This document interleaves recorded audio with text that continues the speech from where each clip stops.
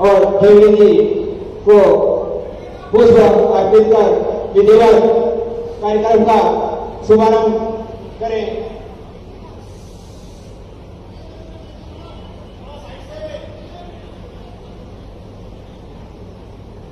बोले भारत माता की, भारत माता की, वंदे वंदे वंदे। कौन बनाता हिंदुस्तान, कौन बनाता हिंदुस्तान? भारत माता की, भारत माता की, वंदे वंदे।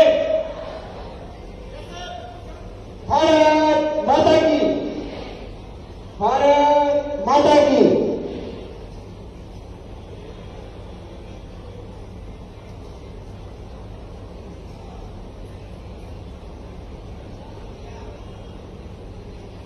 इसके पश्चात में हमारे अतिथि के स्वागत के लिए श्रीमान राष्ट्रीय कार्यकारिणी अध्यक्ष राधे सिंह जी भावर साहब से अनुरोध करता हूं कि हमारे मुख्य अतिथि मध्य प्रदेश सरकार के माननीय मुख्यमंत्री डॉक्टर मोहन यादव का स्वागत करें।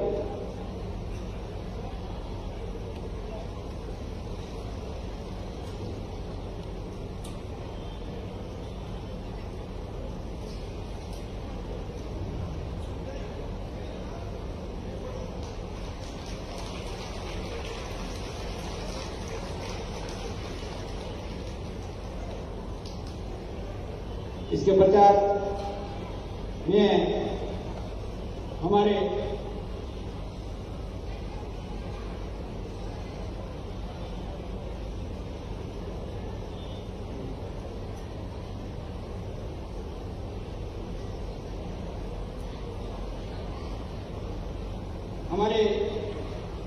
मुख्य अतिथि श्री वी सुरेंद्र सिंह साहब, हमारे अखिल भारतीय संगठन मंत्री जी का स्वागत कैलाश जी नेनापा द्वारा।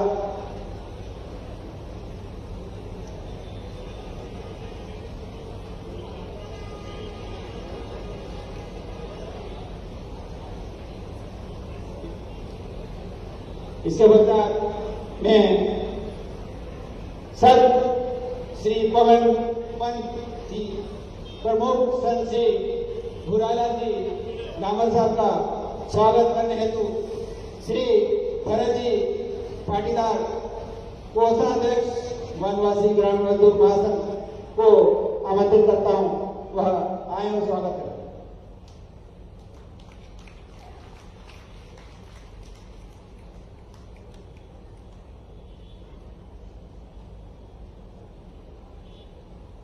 आगे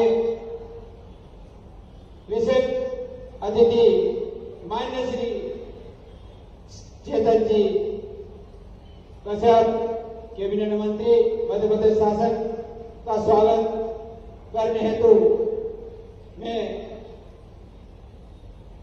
अर्जुन राम जी राष्ट्रीय अध्यक्ष से अनुरोध करता हूं कि आए और स्वागत करें।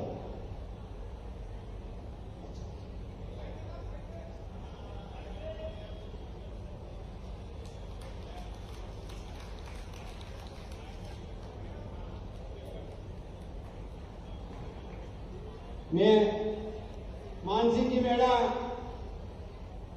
से अनुरोध करता हूं कि वो राजू सिंह जी भावर राष्ट्रीय कार्यकारिणी अध्यक्ष का स्वागत करें।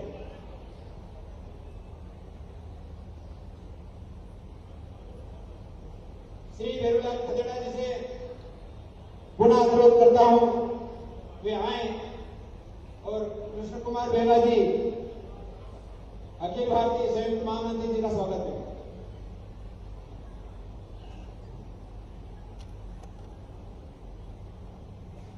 श्रीमान श्री सुरेंद्र सिंह शर्मा जी, जिला भारतीय मजदूर संघ रतलाम, को अनुरोध करता हूं कि श्रीमान पलाजी पटेल महापौर रतलाम नगर निगम का स्वागत करें।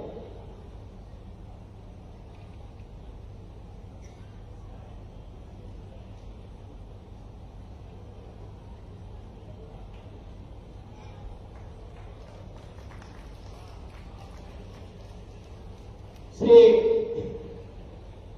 भारतीय मजदूर संघ के प्रदेश अध्यक्ष श्री संजय सिंह जी भाई साहब का स्वागत करने हेतु मैं बाल मुख्यमंत्री पाटीदार भाई साहब से अनुरोध करता हूं कि अनुरोध।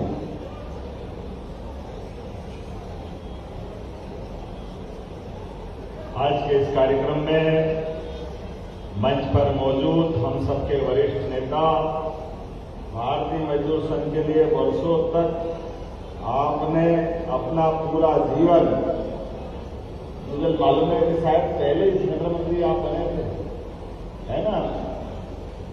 माननीय अरविंद जी भाई साहब, जोरदार अभिनंदन कर दे अरविंद जी भाई साहब के लिए। इस मंच पर विराजमान परम पूज्य संत पवन पंथ प्रमुख माननीय संत भूरालाल जी डामोर साहब, आपका भी जोरदार अभिनंदन।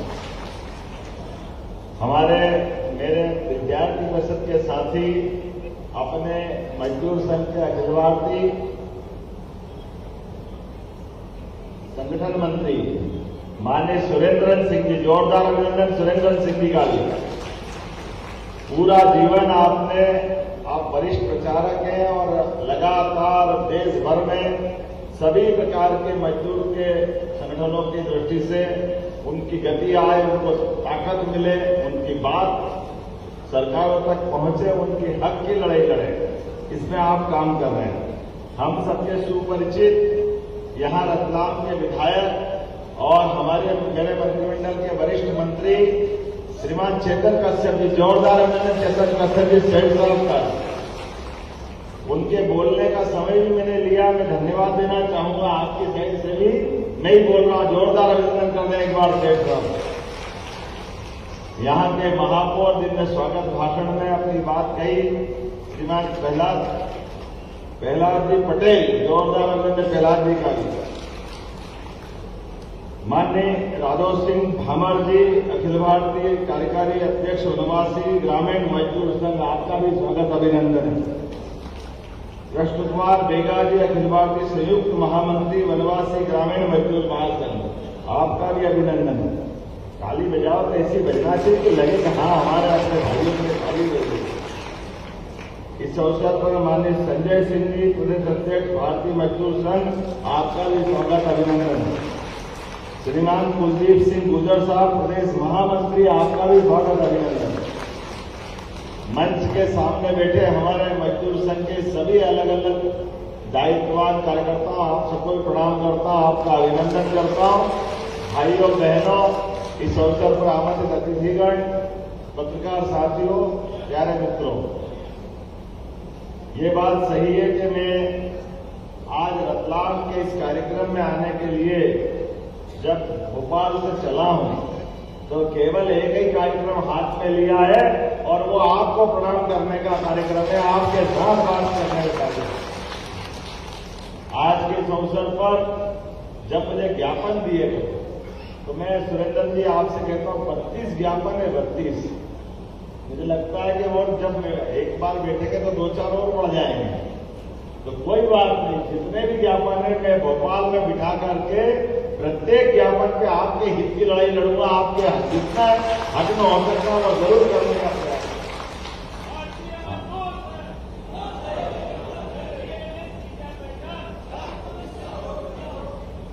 जब मैं अपने बीच में बात कर रहा हूं तो ये मान के चलो कि मां पड़ोसी और मामा का घर हो, मैं आप ही के साथ का हूं। आप जो कहोगे वो सब करने के लिए तैयार रहेंगे, कोई कभी कसर नहीं देने वाले। अपनी सरकार है, आप और हम अलग नहीं है। हमारे वनवासी भाई बहनों के लिए उनके हक की बात हो, इसी प्रकार से उद्योग धंधों में काम करने वाले कर्मचारियों की बात हो, सरकार सभी वर्ग के लिए समान रूप से सबकी बेहतरी के लिए काम कर रही है। तो पहले दिन जब से यशस्वी प्रधानमंत्री की मौजूदगी में शपथ हुई है, लगातार हम उस दिशा में काम कर रहे हैं, कोई कसर बाकी नहीं रख रहा। हर दिन हमारा आप ही के लिए समर्पित है। लगातार जिस प्रकार से काम चल रहे हैं, मैं आपके लिए बताना चाहूंगा कि आज जब सरकार के आधार पर काम करने की बात है, हमारी 30-30 साल पुरानी मजदूर संघों के माध्यम से बड़ी बड़ी फैक्ट्रियां, सज्जन मिल यहां भी है, इंदौर की हुकुमचंद मिल 30 साल से ज्यादा समय से 7,000 से ज्यादा मान के कर्मचारियों का उनका बकाया लटका पड़ा था। लोग परेशान थे। 2,000 लोग तो उम्मीद में मर गए, उनके परिवार वाले उम्मीद में दे रहे थे कब हमारा ग्रेच्युटी मिलेगी, कब पेंशन मिलेगी, कब निपटारा होगा। मुझे इस बात की प्रसन्नता है कि 7 दिन से भी कम समय में हमने सारे भाई बहनों का 4,800 मजदूर परिवारों का 224 करोड़ देकर के सारा चुकारा करा प्रधानमंत्री जी के मौजूदगी में। यह हमारी प्रतिबद्धता है। और केवल हुकुमचंद मिल नहीं, हमने कहा सज्जन मिल, बहुत जल्दी सज्जन मिल का भी सारा बकाया हम चुकाने वाले हैं, कोई बचने वाला नहीं। एक भी जैसी मिल ग्वालियर, उज्जैन की श्री सिंथेटिक पाइप फैक्ट्री, जिसका भी पैसा बकाया हम लगातार, माननीय सुरेंद्र जी आपको बताना चाहूंगा, हमारी सरकार बनने के बाद सभी वर्गों की बेहतरी के लिए औद्योगिकरण को भी बढ़ावा दे रहे हैं।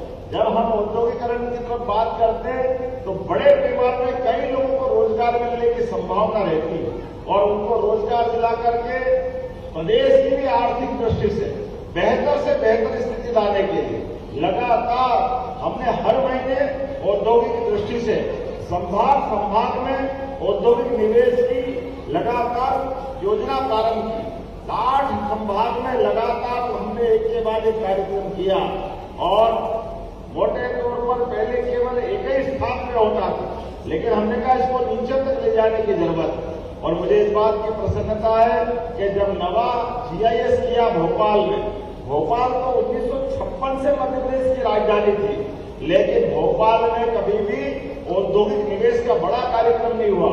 मुझे इस बात की प्रसन्नता है जब हमने ये निर्णय लिया तो न केवल भोपाल वालों को बल्कि यशस्वी प्रधानमंत्री स्वयं उसमें आए। श्रीमान नरेंद्र मोदी जी का जोरदार अभिनंदन करें। हमारे अपने देश के प्रधानमंत्री, माननीय प्रधानमंत्री आए, गृह मंत्री आए, सभी बड़े बड़े अलग अलग प्रकार के औद्योगिक घराने के लोग आए और सबके माध्यम से हमने अपनी वही प्लानिंग सामने रखी। जैसे अपना नारा कितना अच्छा है, देश के हित में करेंगे काम और काम के लेंगे जोरदार ताली बजा, इस भाव को सामने रखकर किसी भी वर्ग का देश के हित में काम कर रहे हैं। उद्योगपति अपना उद्योग लगाए, लेकिन मजदूरों को पूरा दाम दिलाए, उनके हक के बारे में कोई कमी नहीं होना चाहिए। सरकार आपके साथ खड़ी है, इसलिए लगातार हम काम कर रहे हैं और उससे आगे बढ़कर अभी हमने और नई योजना चालू की। ये मशीनीकरण के युग में लगातार मशीन ज्यादा होती है तो कई सारे लोग बेरोजगार होते हैं। हमने कहा इसके बजाय इसमें संशोधन करते हुए उद्योगपति अपना उद्योग लगाए और मजदूर आधारित उद्योग लगाएंगे, रोजगार आधारित उद्योग लगाएंगे। इस दिशा में हम काम कर रहे हैं। उसका परिणाम क्या आ रहा है कि हमारे पास आज भी, अगर जैसे उदाहरण के लिए यह हमारा वनवासी अंचल का, आदिवासी अंचल का बैंक, यहाँ कई सालों से पुराने जमाने में जिनिंग प्रेस होती थी, काटन की बड़ी बड़ी यहाँ खदाने और गठाने बनती थी और कपड़े की भी मिलें थी, लेकिन धीरे धीरे खत्म हो गई। हमने कहा इसमें संशोधन करेंगे और अभी लगातार इस दिशा में काम कर रहे हैं कि जो रोजगार आधारित, अरे कपड़े के धागे बनाना, कपड़ा बनाना, रेडीमेड गारमेंट्स बनाना और उसमें मजदूरी करने जो आएगा प्रति मजदूर 5,000 रुपया महीना इंसेंटिव सरकार की ओर से देंगे ताकि हमारे रोजगार आधारित कारखाने खड़े हो। बिजली का बिल, बिजली में, जमीन में, फैक्ट्री लगाने में, ब्याज में, सभी में छूट दे करके जो रोजगार आधारित उद्योग लगाएगा उसको हम एक तरह से फैक्ट्री में 70% के आसपास सब्सिडी देने वाले हैं, क्योंकि रोजगार चाहिए हमारे राज्य के अंदर। हमारे गरीब लोगों को रोजगार आधारित काम मिलता है, उसकी बात ही अलग है। इसलिए बड़े पैमाने पर बहुत जल्दी अपने ही रतलाम के पास बदनावर से लगे हुए क्षेत्र में 1 लाख फैक्ट्रियों का 1 लाख रोजगार मिलेगा। पीएम मित्रा पार्क के माध्यम से जोरदार अभिनंदन करें। हमारी बहुत जल्दी वहां का इंडस्ट्रियल बेस का लोकार्पण होने वाला है। मेरी अपनी सरकार बनने के बाद उज्जैन में हमारी बहनों के लिए भोपाल, उज्जैन, खरगोन, खंडवा, बुरहानपुर तक जहां जहां भी हमारी कृषि और खासकर खेतीहर मजदूरों का क्षेत्र है, इसमें कृषि आधारित उद्योग धंधों के लिए लगातार अभियान चला रहा है। मैं मान के चलता हूं आज के इस अवसर पर जब मैं दूसरी बात कर रहा हूं तो रतलाम हमारे लिए वैसे तो एक अलग प्रकार का स्थान है। रतलाम से लगा पूरा देश, रतलाम की तरफ देखो तो जहां से इसकी लोकसभा अलीराजपुर तक जाती है और अलीराजपुर में हमारे वनवासी भाई बहन बड़े पैमाने पर हीरे के काम करने के लिए सूरत जाते हैं। हमने कहा सूरत की जरूरत नहीं है, अलीराजपुर में हीरे के लिए काम का कारखाना खोल रहे हैं, वो वहीं काम धंधा करे, उसकी जिंदगी में वहीं से रोजगार आए।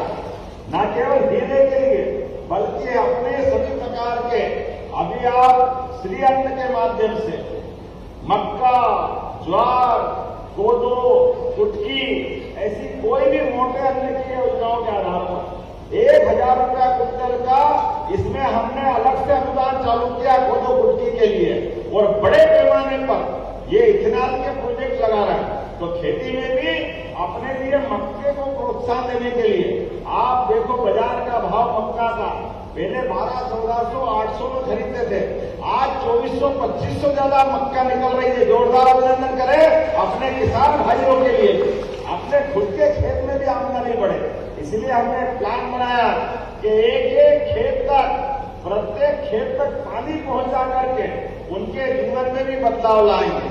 उनके जब बिजली आएगी, बिजली के माध्यम से आज यहाँ इसी रतलाम के पास का ये जो 8 लेन सुपर एक्सप्रेस है, यहाँ एक बहुत बड़ा औद्योगिकरण की दृष्टि से एक नया कारखाना के लिए औद्योगिक क्षेत्र विकसित कर रहे हैं। लेकिन मुझे मालूम है कि हमारी बहनें, कई लोग गांव से आते जाते, लेकिन बड़े बड़े कारखाने के आसपास उनके थोड़ी देर आराम करने के लिए उनको थोड़ा सा साफ सुथरे या जरूरत पड़ती है, तो एक तरह से फैक्ट्रियों के अंदर हॉस्टल टाइप व्यवस्था की जरूरत पड़ रही है। हमने मास्टर प्लान में बदलाव करके औद्योगिक क्षेत्र के साथ भी मजदूरों को पक्के मकान ढंग से मिले, इसकी भी मंजूरी देने का काम चालू कर दिया। मजदूर झुग्गी झोंपड़ी मिले और उद्योग में काम करें, ये बात समझ में नहीं आती। इसलिए हमारे लोग बराबरी से लेना चाहिए। उनके लिए भी माननीय सुरेंद्र जी ने कहा, लेटरिन बाथरूम की जरूरत पड़ती है, खाना बनाने की जरूरत पड़ती है, आराम की जरूरत पड़ती है। तो छोटे छोटे मकान औद्योगिक क्षेत्र में रखकर भी एक तरह से वो हमारे लिए, सबके लिए सुविधाजनक होंगे। इतना ही नहीं, आने वाले समय में अपने खास करके गरीबों के लिए हमने अभी तक एम्बुलेंस थी, तो एम्बुलेंस में कोई बीमार हो जाए तो एम्बुलेंस आ जाती है, फोन करो तो पैसा नहीं लगता।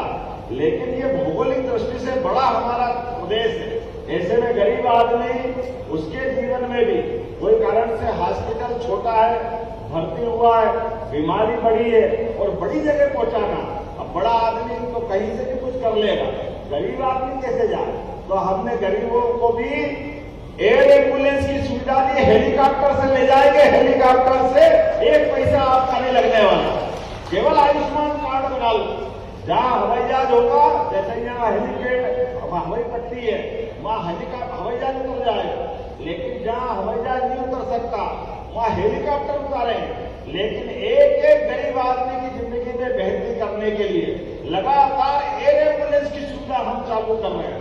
आज मेडिकल कॉलेजों के लिए मुझे इस बात की प्रसन्नता है कि अब नीमच, मंदसौर, रतलाम, उज्जैन, इंदौर, ये तो पूरा मेडिकल कॉलेज का क्षेत्र हो ही गया, लेकिन धार और झाबुआ में भी बहुत जल्दी मेडिकल कॉलेज बनने वाले हैं आपके जीवन की बेहतरी के लिए। मेडिकल कॉलेज में हमारे बच्चे भी पढ़ेंगे और हॉस्पिटल भी अच्छे होंगे। अरे हमारा व्यक्ति नहीं तो मालूम पड़ता धार से, झाबुआ से कोई अहमदाबाद जा रहा, कोई बड़ौदा जा रहा, कोई बम्बई जा रहा, इलाज के लिए बड़ी दिक्कत आती थी। हमने कहा 2 साल से भी कम समय में सारे स्थानों पर, खास करके वनवासी, अपने आदिवासी भाई बहन के क्षेत्र में बड़े बड़े मेडिकल कॉलेज खोलते हुए ये नई व्यवस्था खड़ी कर रहे हैं। यशस्वी प्रधानमंत्री की बात करते हैं तो आज बदलते दौर में यशस्वी प्रधानमंत्री ने पारंपरिक कौशल और श्रम शक्ति से भारत का समृद्धि का आधार बनाने के लिए अब मिट्टी की कला, काष्ठ कला, धातु कर्म, शिल्प, इंजीनियरिंग ऐसे सारे क्षेत्रों में, और इसको सरल भाषा में कहो तो बढ़ई, लोहार, सुनार, कुमार, मूर्तिकार, मोची, बढ़ई, राजमिस्त्री, ऐसे सारे लोगों के लिए भी सरकार काम कर रही है। ये गिग वर्कर्स के लिए भी सरकार के माध्यम से बहुत सारी योजना आई है। मुझे इस बात की प्रसन्नता है कि हमारी सरकार ने भी लगातार संबल योजना के माध्यम से और उसके अलावा भी गरीब, महिला, किसान, युवा, ये चारों वर्ग की बेहतरी के लिए अलग प्रकार के आयोग बनाए। एक एक वर्ग में इनके जीवन में कैसे बेहतर से बेहतर सरकार की योजना बने, उनका लाभ कैसे मिले, इस दिशा में हम काम कर रहे हैं। जब मुझे इस बात की प्रसन्नता है कि आपके बीच बात कर रहा हूं, तो संबल योजना के माध्यम से अभी तक हमने 2023-24 में 96,610 परिवारों को 711 करोड़ की राशि आपको दी है। जोरदार अभिनंदन करो संबल योजना के माध्यम से। और आप सबसे भी निवेदन करता हूं, संबल योजना में नाम जरूर जुड़वाना। संबल योजना में सामान्य व्यक्ति के भी अगर 60 साल से कम वाले हैं तो उनके लिए 2 लाख तक की राशि आप उसमें देते हैं। और केवल राशि नहीं, सभी बच्चों को पढ़ने की व्यवस्था, उनके हॉस्टल में रहने की व्यवस्था, खाने पीने की व्यवस्था। और अभी तो आप सब गौर करना, यशस्वी प्रधानमंत्री के नेतृत्व में फिर सर्वे चल रहा है। आप सबके मकान भी पक्के बनाने के लिए दोबारा सर्वे चल रहा। जोरदार अभिनंदन करो। अपना अपना मकान अपने पंचायत सचिव के माध्यम से जुड़वा लेना। जिनका मकान पक्का हो गया ये उनको तो लाभ मिलेगा ही मिलेगा, लेकिन जो बचे उनको भी लाभ देंगे। आज जब मैं आपसे बात कर रहा हूं तो यहाँ संबल योजना के माध्यम से 4,92,000 लोगों का पंजीयन हुआ है अकेले इस जिले के अंदर। अब 4,92,000 कम नहीं होते रतलाम जिले के अंदर, ये बहुत बड़ा आंकड़ा है। लेकिन ऐसे हर जिले के अंदर जहां भी आंकड़ा है हम सब उनको देने को तैयार है। आज के इस अवसर पर जब मैं अपने बच्चों की बात करता हूं तो आपके सरकारी स्कूल में पढ़ने वाले बच्चे जो पढ़ के आगे बढ़ेंगे उनको समय पे साइकिल, पहले साइकिल देने में लंबा लंबा टाइम लगता था। किताब कापी भी सरकारी स्कूल में, स्कूल बाद में खुलेंगे, हर जगह हमने किताब कापी पहुंचा दी है ताकि बच्चे पढ़ने के पहले जैसे स्कूल खुले उनको किताब कापी मिल जाए, दूर है तो साइकिल मिल जाए। और कपड़े भी हम अपनी तरफ से दिलाने को तैयार हैं। अरे गरीब का बच्चा आगे बढ़ेगा, डॉक्टर बने, वकील बने, इंजीनियर बने, उसकी सारी फीस भी सरकार के माध्यम से भरने वाले हैं। जोरदार अभिनंदन करो। संबल योजना के माध्यम से आपको सारा लाभ दिला रहे हैं। बदलते दौर में जिस प्रकार का समय चल रहा है, मैंने कल ही अम्बेडकर जयंती के अवसर पर हमारे यहाँ पशुपालन को लेकर के एक बहुत बड़ा अभियान चल रहा है। हमारे लिए जब खेतों में आमदनी बढ़ रही है, बिजली, पानी पर्याप्त उपलब्ध हो रहा है, लेकिन खेती के अलावा भी पशुपालन अर्थात दूध उत्पादन से भी आमदनी बढ़ती है। और दूध उत्पादन के लिए बड़े पैमाने पर सहकारी संघ को आगे करते हुए नेशनल डेयरी डेवलपमेंट बोर्ड के माध्यम से हम अपने भाई बहनों से सहकारी समितियों के माध्यम से दूध खरीदते हुए जो 25 से ज्यादा गाय पालेगा उसको स्कीम के अंतर्गत 25% का अनुदान सरकार के द्वारा दिया जाएगा। सरकार के माध्यम से लाभ दिलाएंगे। जिनके घर में गाय और भैंस हो वो दूध उत्पादन करें, दूध को खरीदने की गारंटी सरकार देगी, लेकिन किसी भी हालत में गरीब आदमी की जिंदगी बेहतर होना चाहिए। जब मैं आज वनवासी ग्रामीण मजदूर महासंघ में बात करता हूं तो इसका दायरा तो बहुत बड़ा है, बहुत देर तक बोल सकते हैं, लेकिन बोलने के बजाय करने की जरूरत है। तो मैं आज पुनः दोहराता हूं, बहुत जल्दी भोपाल में बैठेंगे और आपके साथ कदम से कदम मिला करके आप जो जो मांगोगे वो सब देने का प्रयास करेंगे हमारे सारे भाई बहनों के लिए। एक बार फिर मैं हृदय से आभार मानता हूं और धन्यवाद देता हूं। आपने मुझे बुलाया, आप इस परिवार में आने का मौका मिला और एक पंच दो काज आपसे भी मिला और हमारे बड़े भाई माननीय सुरेंद्र जी से भी मिलने का मौका मिला। और माननीय अरविंद जी, पूरा जीवन आपने दिया है, आपका अभिनंदन करते हुए हम अपने आप को गौरवान्वित महसूस करते। जोरदार ताली बजाएं अरविंद जी भाई साहब के लिए। आपका पूरा जीवन हमारे गरीब वर्ग के जीवन के बेहतरी के लिए लगा है। ऐसे ही अपने जीवन को भारत माता के चरणों में चढ़ाते हुए आप जैसे वरिष्ठ प्रचारकों के माध्यम से हम सब काम सीखने की प्रेरणा पाते हैं। एक बार फिर मैं आप सबका भी वंदन करता हूं, अभिनंदन करता हूं। मेरे साथ दोनों हाथ की मुट्ठी बांधकर ऊपर हाथ करके बोले, भारत माता की, भारत माता की। वनवासी ग्रामीण मजदूर महासंघ